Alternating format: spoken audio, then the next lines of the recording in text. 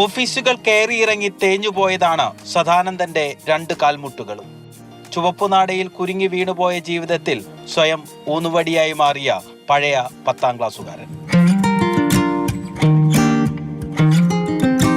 ഈ കടലാസുകെട്ടുകൾ പറയും സദാനന്ദന്റെ ജീവിത പോരാട്ടം.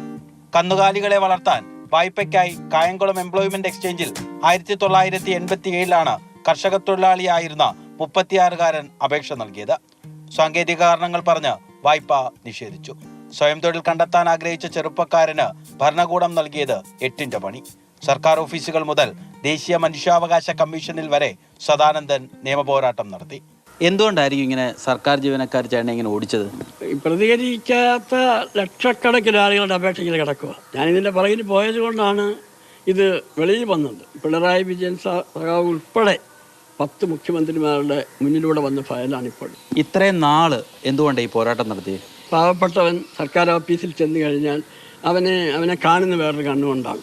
എനിക്കുണ്ടായ ഈ ദുരനുഭവം മനുഷ്യാവകാശ കമ്മീഷൻ ഈ സർക്കാരിനൊരു നിർദ്ദേശം കൊടുത്തു. സേവനാവകാശ ബില്ലിൻ്റെ ഫ്രണ്ടിൽ ഈ ചരിത്രം ചേർക്കണം. അന്ന് ഈ ലോൺ കിട്ടിയായിരുന്നെങ്കിൽ ജീവിതം കുറച്ചുകൂടെ ഒക്കെ മെച്ചപ്പെട്ടേനോ? തീർച്ചയായിട്ടും മെച്ചം. അതിന് ചെറുപ്പമായിരുന്നു. അത് കിട്ടിയിരുന്നെങ്കിൽ എൻ്റെ ജീവിതം ഇത്രയും തകർന്നു പോകത്തില്ല. ഇപ്പോൾ എനിക്ക് ആകെയുള്ള ആശ്രയം എന്ന് പറയുന്നത് സർക്കാർ തരുന്ന 1600 രൂപ മാത്രമേ ഉള്ളൂ. ഭാര്യ ഞാനും അസുഖക്കാരായിപ്പോയി. ചേട്ടൻ എങ്ങനെ നീതി കിട്ടും എന്നാണ് പ്രതീക്ഷിക്കുന്നത്? എൻ്റെ പ്രതീക്ഷ ഗവൺമെൻറ്റിൻ്റെ കണ്ണ് തുറക്കണം. ഗവൺമെൻറ് ഉദ്യോഗസ്ഥന്മാരുടെ അടിമകളായി മാറുന്ന രീതിയാണ് കാണുന്നത്. ദേശീയ മനുഷ്യാവകാശ കമ്മീഷന് മുമ്പിൽ ഇവർ തെറ്റായ വാർത്ത എഴുതി. പിണറായി വിജയൻ സഖാവ് അദ്ദേഹം 1/4/2022 ഉത്തരവിനും ഇവർ 3 തവണ തെറ്റായ റിപ്പോർട്ട്, ഒറിജിനൽ റിപ്പോർട്ട് 22 തവണ കൊടുത്തിട്ട് മറുപടിയില്ല. ഗവൺമെൻറ് അന്വേഷണ കമ്മീഷനെ വെച്ച് എല്ലാ തെളിവുകളും ഹാജരാക്കുന്നുണ്ട്. തെളിവുകൾ മറച്ചു വെച്ചുകൊണ്ട് ഇവർ ഇങ്ങനെ എഴുതുക. 2017 ദേശീയ മനുഷ്യാവകാശ കമ്മീഷൻ നിർദ്ദേശിച്ച നഷ്ടപരിഹാരമെങ്കിലും നൽകാൻ ഭരണകൂടം തയ്യാറാകണം.